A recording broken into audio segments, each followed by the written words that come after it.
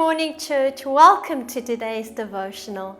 Have you ever been to a desert or a faraway place where there's no town lights, no distractions, and you look up into that night sky and there are stars from horizon to horizon? Just the night sky full of galaxies, the universe just calling out God's splendor. I have this picture of when David wrote Psalm 8.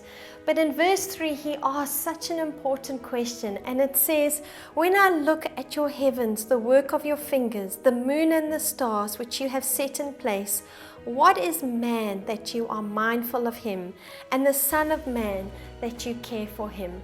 I almost get this feeling of being overwhelmed. David looked into the sky and thought, "Who am I, God? Why would you care about me?" In today's society, I had that feeling when Steve got corona, and I remember looking at the stats that day and thinking, I wonder if he's one of the ones. Does anybody care that this person in my life is one of the stats? And then when he recovered, I remember thinking, I wonder if he's the one in that one that's just increased today. But we can look at stats just like David looked at those stars and feel so overwhelmed, feel so insignificant as who is caring for me? God, do you even know who I am? This morning, I want to remind you that the answer is found if you read and continue in verse 5. It says, "Yet you have made him a little lower than heavenly beings."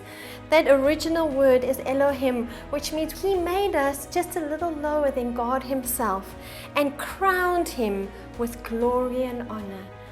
Friends, I want to remind you this morning, God knows your name. He knows every hair on your head. You are not just a stat for him.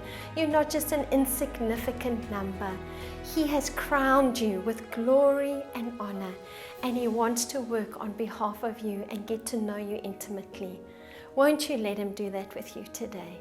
Church, you are special, and most importantly, you are highly favored and deeply loved.